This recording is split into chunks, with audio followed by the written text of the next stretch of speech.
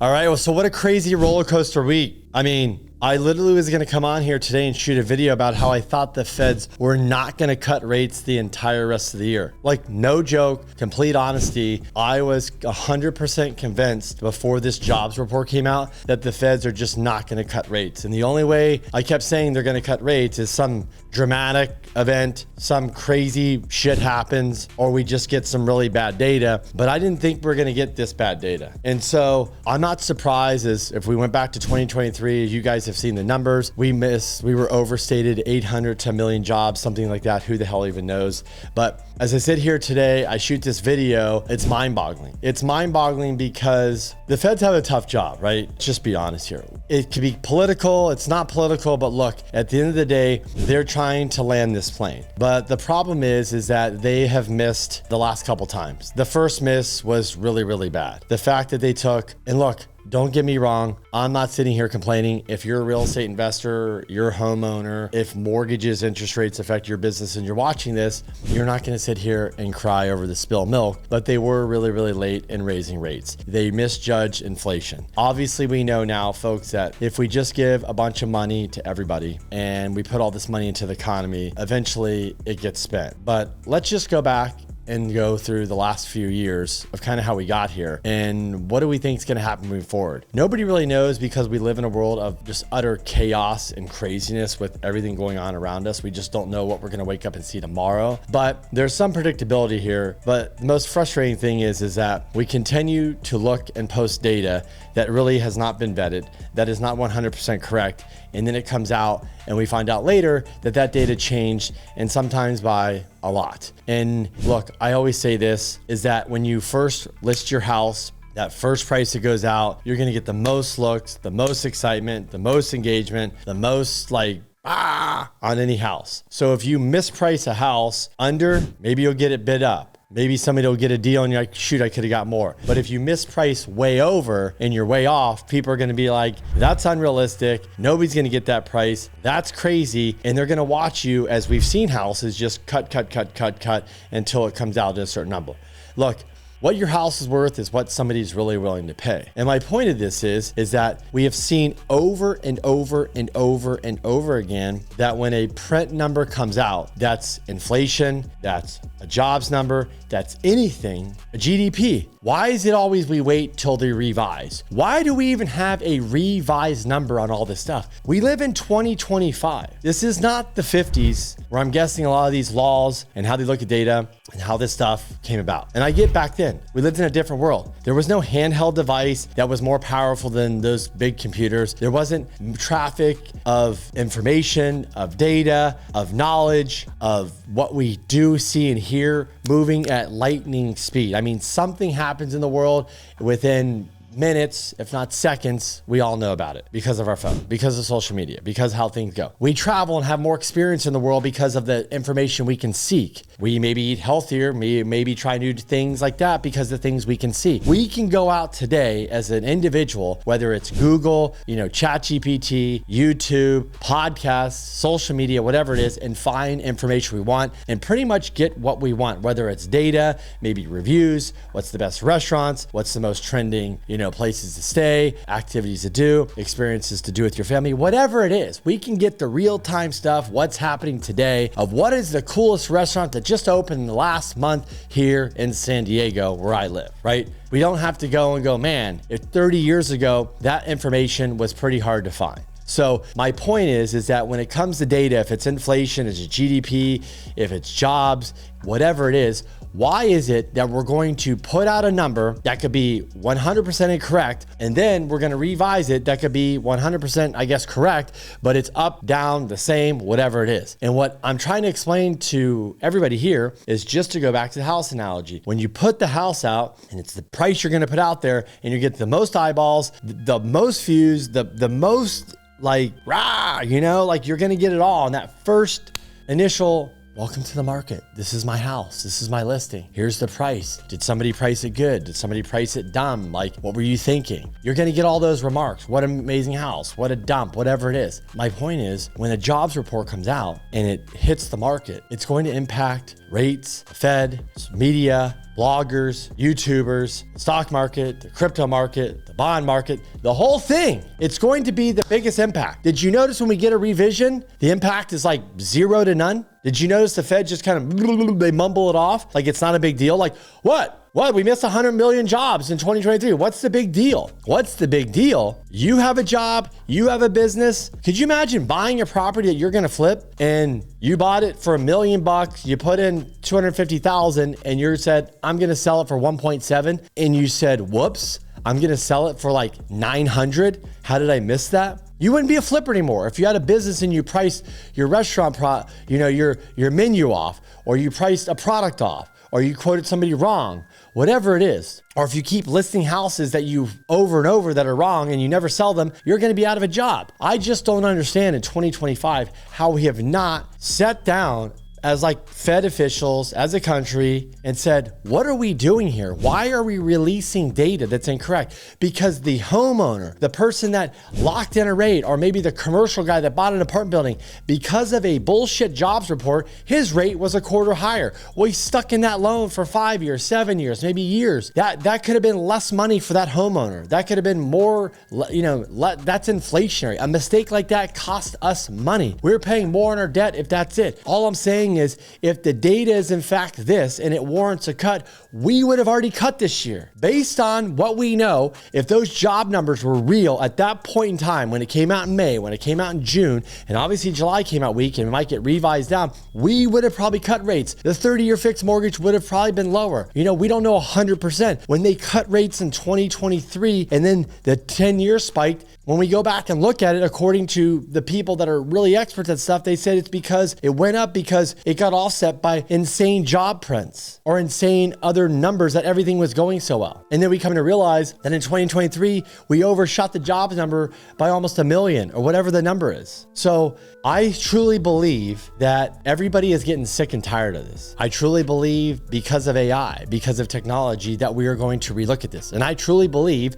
that this administration, whether you like them, not like them, who cares at this point in time, that as a country, just like we got to cut spending, right? Because we know the next president that comes in, if you don't know this, it doesn't matter if they're Democrat, Republican, they're going to have a gun to their head because Social Security is going to be running out and entitlements are going to be overspent. And depending on what we do now, they're going to be faced with problems that we've never seen before. And yes, that is coming, folks, by the way. 100% that's coming. Everybody, every politician knows it. They just ignore it. They don't want to talk about it. But behind closed doors, they're talking about that problem. And so we need to start getting a Fed official that's lined up for what's coming. We also need to get a Fed official that are lined up that are using data today. They're not taking rents in place from a year ago. They're taking it today. They're not taking a 50-year-old model or 70-year-old model that worked back in the day when we didn't have all this stuff, right? That we can grab at our fingertips and we can look at what's going on today. Because what we're doing is we're pulling in old data and that data is wrong.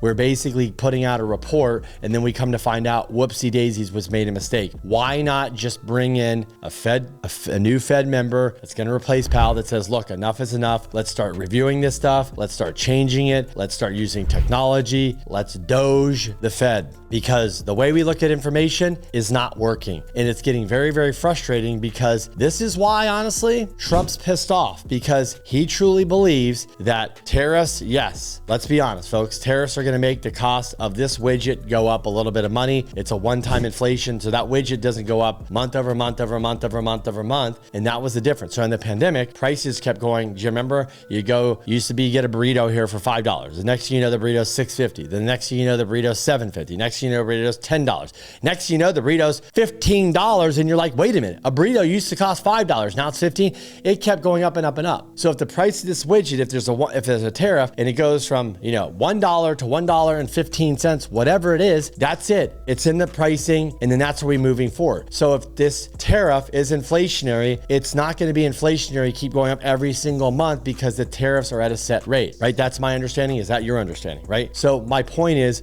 we need to start looking at this data differently, because this is going to be a big deal for us that are in interest rate driven businesses, not just real estate. Small businesses, just so you guys have one and know, you don't get those big, great, super great deals that those large companies get. Because the large companies right now, their line of credit, their debt they're getting to buy that business is not the same as the small business owner. It's just not. They're getting incredibly much lower rates because that's how it works at that level. I don't have the rhyme, I don't have the reason, but it's very simple. They're bigger, they can go after more people, they can negotiate more, they can issue, bonds and raise money and do different things. They can get debt much cheaper than if as a small business you would be stoked. So we need interest rates to come down for small businesses who hire the most people. We need interest rates to come down to people that want to buy homes, that people want to refi. We need interest rates down to people that own commercial real estate and want to buy commercial real estate. We need to get it down for people that want to buy a car or go to school, or maybe they can't afford to pay cash for an engagement ring and they have to finance it. 80% of the stuff we buy is finance, if you guys did not know that.